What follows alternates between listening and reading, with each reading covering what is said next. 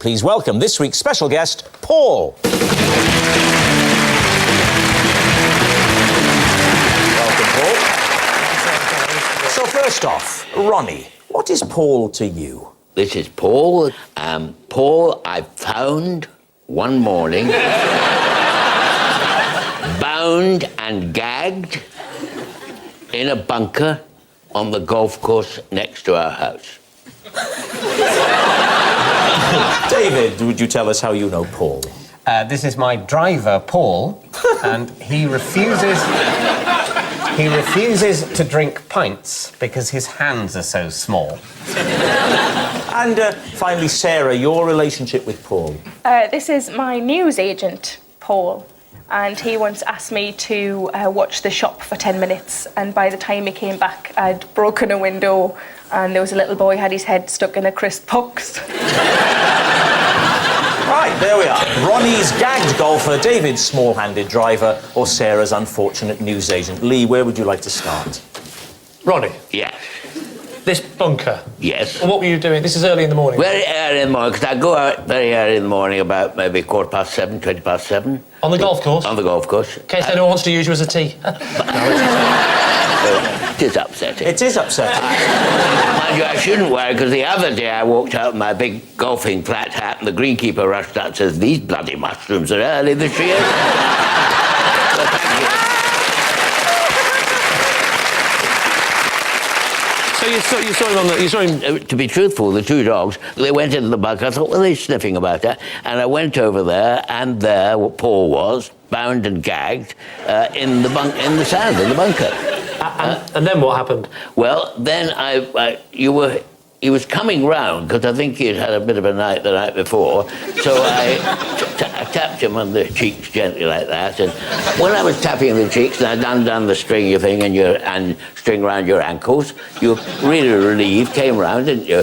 And I took you back home to Anne for a cup of tea, a bit of toast, and the dogs are very pleased to have found him. He'd been there all night. What was this? Was this some sort of prank? I mean, was it a stag do or something? Well, I didn't want to be too nosy about it. I wanted to look after him, get on the phone to his friend, right, have him collected and off the bloody premises.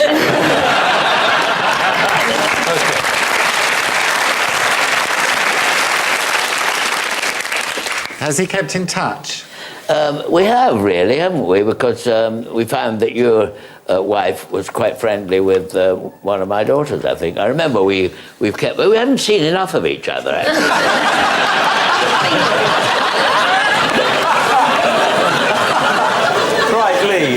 Who else would you like to question? OK, David.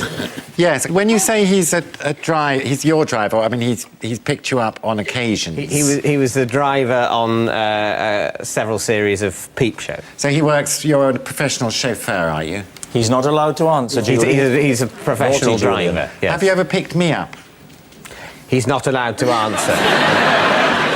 Are we allowed to see your hands? Yeah, you can hold your hands out. Oh, you could hold a pint of lager. What nonsense. Wrong with those? I've got tiny hands. Have you? Yeah, probably smaller You're than my his. kind of lady.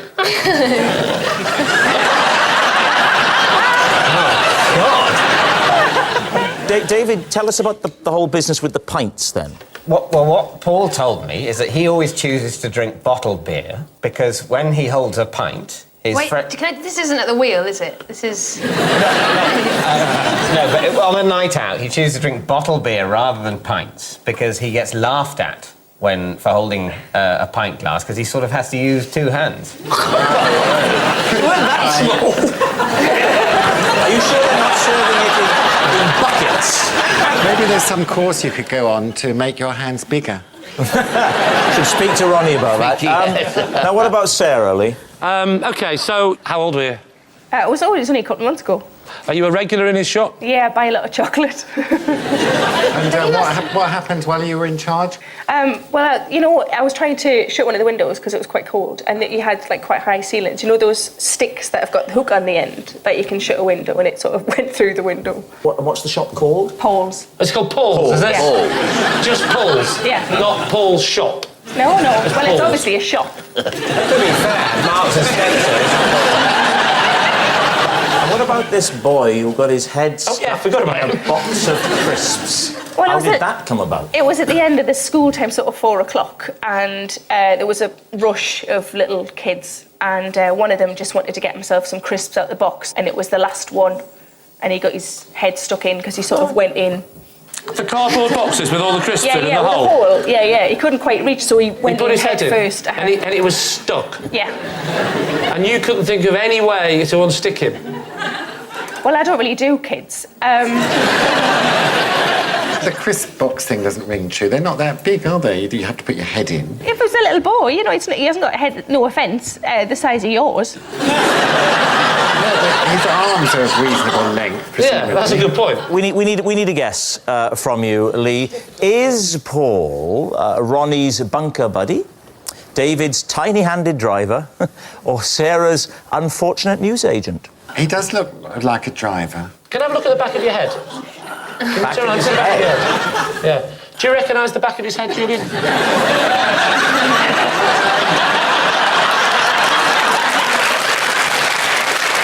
a driver. I mean, he's a driver. But I don't believe he's a northern shopkeeper because his shirt is too nicely ironed. See, this is the dilemma now. The dilemma is... You're saying there's no chance of it being It's Ronnie's. unlikely, but I'm not saying it's definite, right? I want that to be true more than any other story I've ever heard in my life. Because that's what I want to see Ronnie doing in the big chair next time. You're not going to believe it. I can't do the voice. All right, I can't do the voice. And if I could, I wouldn't keep doing it.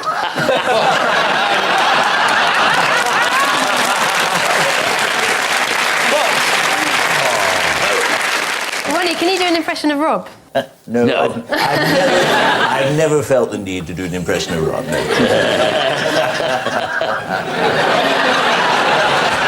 Do you want the glasses? I love the glasses, yes. There we are. How about it? There we are. Oh, my word. Goodness me.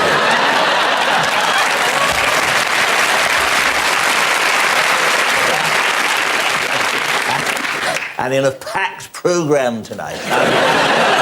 Good Lord, you get vertigo in those. Oh, God. Nobody without these, you know. God. So, what are you going to go for? I don't know. What do you think? I think it's the driver. You think it's David's driver? Holly? Yeah, I think it's David's driver.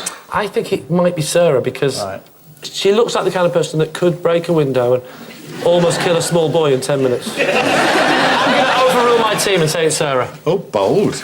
Okay, you're gonna go with my saying that gut it's Sarah feeling, and the and I'm gonna say newsagent. Okay. Paul, would you please reveal your true identity? I'm Paul, I'm David's driver, and I don't drink pints because my hands are small.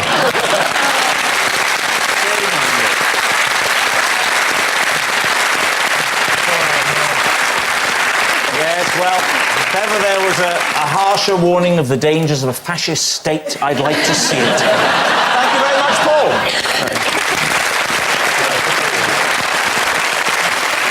Please welcome this week's special guest, Paul. Welcome, Paul. So first off, Ronnie, what is Paul to you? This is Paul. Paul, I found one morning, bound and gagged in a bunker on the golf course next to our house.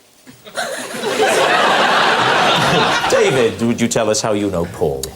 This is my driver, Paul, and he refuses to drink pints because his hands are so small. And finally, Sarah, your relationship with Paul. This is my newsagent, Paul.